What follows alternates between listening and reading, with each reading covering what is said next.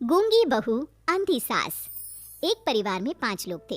ओम प्रकाश, उनकी पत्नी सुमित्रा, बहू भावना, बेटा राहुल और एक थी उनकी बेटी प्रियंका। वैसे तो ओम प्रकाश और सुमित्रा के घर में सब कुछ ठीक ठाक था, लेकिन सुमित्रा की एक आदत थी। घर में कुछ भी गलत या सही हो तो वो किसी से कुछ नहीं कहती।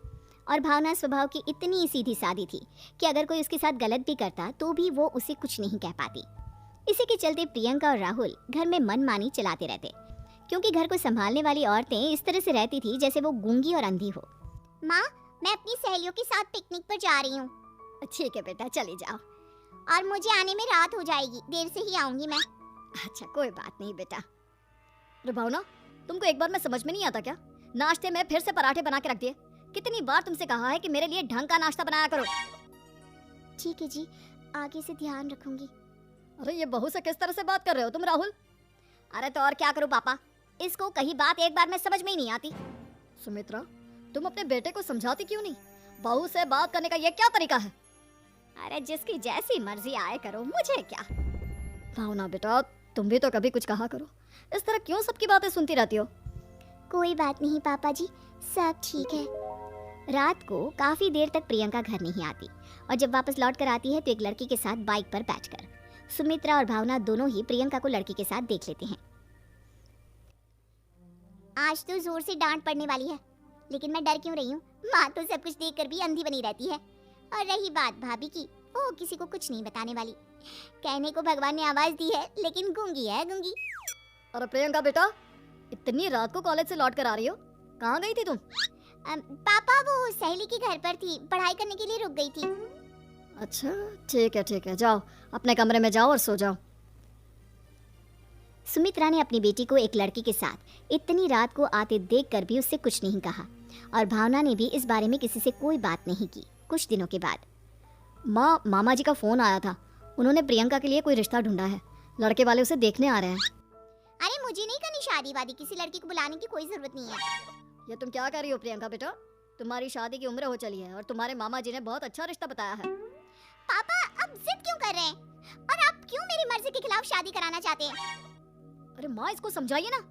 आपकी बेटी, आप तो बस चुपचाप सब कुछ होते हुए भी देखती रहती हैं। अरे तो क्या कहूँ, और मेरे कहने से क्या हो जाएगा? वैसे भी गलत क्या हो रहा है, सब कुछ सही तो है। भावना बहू, देखो तो प्रियंका हमारी बात नहीं समझेगी, लेकिन वो तुम्हारी हम उम्र है। क्या पता तुम्हारे कहने से उसे कुछ समझ में आ जाए। नहीं पापा जी, मेरे कहने से कुछ नहीं होगा।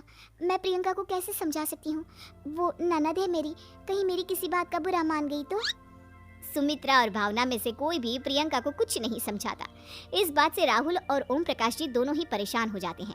और फिर जब लड़का प्रियंका को देखने के लिए आता है, मुझे आपकी बेटी बहुत पसंद है, मैं उसके साथ शादी करने के लिए तैयार हूँ। देखो, मुझे तुमसे शादी नहीं करनी, और ये बात जितनी जल्दी समझ में आ जाए अच्छा रहेगा। अरे तो फिर आप लोगों ने मुझे यहाँ बुलाया ही क्यों? माफ कर दो बेटा, वो हमारी बेटी जरा गुस्से में है, हम उसे समझाने की कोशिश करते हैं। हाँ, देखिए आप नाराज मत होइए, वो तो उसने बस ऐसे ही कह दिया होगा। अरे कोई ऐसे ही कुछ कहता है क्या? और ये आपकी पत्नी और माँ, ये दोनों इस तरह चुपचाप क्यों बैठे हैं, जैसे इस घर के मेंबर ही ना हो? आपके घर में सब कुछ ठीक तो है ना? अरे सब कुछ ठीक है बेटा। सुमित्रा, समझाओ ना अपनी बेटी को। अरे क्या समझाऊं, क्या होगा समझाने से? सब ठीक ही तो हो रहा है, गलत क्या हो रहा है? भावना, प्रियंका को अंदर लेकर जाओ और उससे समझाओ कि कितना अच्छा रिश्ता है। इतना अच्छा लड़का है, इस तरह से बिहेव ना करे। नहीं जी, मैं किसी से कुछ नहीं कह सकती जी। अरे अजीब परिवार है, मुझे तो यहाँ से निकलना पड़ेगा। इस तरह से तो आपकी बेटी की शादी किसी से नहीं हो सकती। जिसके घर की औरतें गूंगी और अंधी बनकर बैठ जाए, उस घर का कुछ नहीं हो सकता। ओम प्रकाश और राहुल सुमित्रा और भावना की हरकतों की वजह से बहुत परेशान हो जाते हैं। एक दिन वो दोनों आपस में बात करते हैं। पापा, समझ में नहीं आता कि भावना और माँ को कैसे समझाया जाए। सही कहते हो बेटा, तुम और मैं काम के सिलसिले में सारा दिन घर के बाहर रहते हैं, और घर की दोनों औरतें जिन्हें सारा घर संभालना चाहिए, गूंगी और अंधी बनकर बैठी हैं। पापा आप ही बताइए, इसका क्या उपाय है? मेरी तो कुछ समझ में नहीं आता बेटा, लेकिन हमें कुछ तो करना पड़ेगा, क्योंकि इन सब की वजह से प्रियंका बहुत ज्यादा बिगड़ती जा रही है। तुमने देखा उसे किस तरह से बिहेव किया था? अरे लेकिन पापा, हम करेंगे क्या? हमें एक नाटक करना होगा। कुछ दिनों के लिए हम भी गूंगे और बहरे बन जाते हैं, उसके बाद इन दोनों औरतों को अकल आएगी। हाँ पापा, शायद आपकी बात ठीक है। हम दोनों हर बार बात को संभाल लेते हैं, और इसी वजह से माँ और भावना कुछ भी करने की कोशिश ही नहीं करते। और फिर अगले दिन, भावना, नाश्ते में क्या बनाया है? जी पराठे बनाए हैं। मेरे लिए पोहा बना दो। अच्छा जी ठीक है, अभी बना देती हूँ जी। बहू, नाश्ते में क्या बनाया है? पापा जी पराठे हैं और पोहे बन रहे हैं। अरे बहू, मुझे तो उपमा खाने का मन था, मेरे लिए उपमा बना दो। ठीक है पापा जी, अभी बना देती हूँ। भाभी जल्दी से जरा मेरा कॉलेज का टिफिन तो पैक कर देना। और सुनो, मुझे ना भिंडी की सब्जी खाने का मन है। सुमित्रा चुपचाप बैठी बैठी सब कुछ देख रही थी। उसने किसी से कुछ भी नहीं कहा और ये देखकर भावना को मन ही मन गुस्सा आ रहा था, लेकिन वो किसी से कुछ नहीं कह रही थी। उसे लग रहा था कि ओम प्रकाश जी, जो हमेशा उसके साइड लेते थे, वो भी आज चुपचाप बैठे हुए थे। शाम के वक्त प्रियंका अपने बहुत सारे दोस्तों को लेकर घर आती है और उधर दूसरी तरफ से राहुल भी अपने ऑफिस के दोस्तों को लेकर घर आ जाता है। प्रियंका अपने कमरे में तेज म्यूजिक चलाकर डांस करती है और राहुल अपने दोस्तों के साथ बैठकर जोर जोर से हंस रहा था। प्रियंका और राहुल मिलकर पूरे घर को अस्त व्यस्त कर देते हैं, लेकिन भावना उनसे कोई शिकायत नहीं करती और सुमित्रा जी भी चुपचाप बैठी रहती है। लेकिन भावना और सुमित्रा के अंदर का गुस्सा धीरे धीरे बढ़ रहा था। फिर रात को ओम प्रकाश और राहुल एक दूसरे से बातें करते हैं। पापा, हमने इतना कुछ किया, फिर भी भावना कुछ बोलती ही नहीं और माँ भी कुछ गलत करने से किसी को रोकती ही नहीं। तुम चिंता मत करो बेटा, इन दोनों के अंदर का गुस्सा भर रहा है और बहुत जल्दी बाहर आने वाला है। अगले दिन, अरे बहू, ये कपड़े धुले हैं या गंदे हैं? पापा जी कपड़े तो मैंने धोकर ही आपकी अलमारी में रखे थे। मुझे तो साफ नहीं लग रहे, एक बार और धो देना।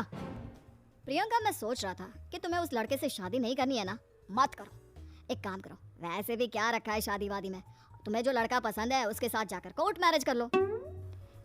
इस बार ओम प्रकाश और राहुल की बात सुनकर भावना और सुमित्रा के अंदर का गुस्सा जाग उठता है। मैं किसी से कुछ कहती नहीं जी, इसका मतलब ये है कि आप लोग मुझे परेशान करते ही रहेंगे।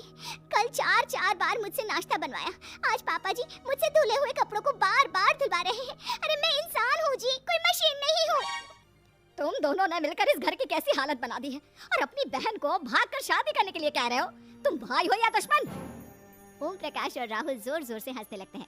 अरे इसमें हंसने की क्या बात है? हम लोग यहाँ इतने परेशान हो रहे हैं जी, तुम लोगों को ऐसी हरकत करने के बाद भी हंसी आ रही है। ये क्या कर रहे हैं जी आप दोनों? यही तो हम चाहते थे कि सुमित्रा, तुम अंधी होकर ना बैठी रहो। घर में कुछ भी गलत हो तो उसे रोकने की कोशिश करो। और भावना, तुम अपने साथ हो रहे गलत व्यवहार पर भी कभी मुंह नहीं खोलती, ये सही बात नहीं है। मैं चाहता था कि तुम्हारी भी जुबान खुले, तुम गलत बात का विरोध करो। गूंगी बहू और अंधी सास की ये जोड़ी इस घर में। हेलो दोस्तों, ऐसी अच्छी वीडियो देखने के लिए हमारे चैनल को लाइक और सब्सक्राइब करें।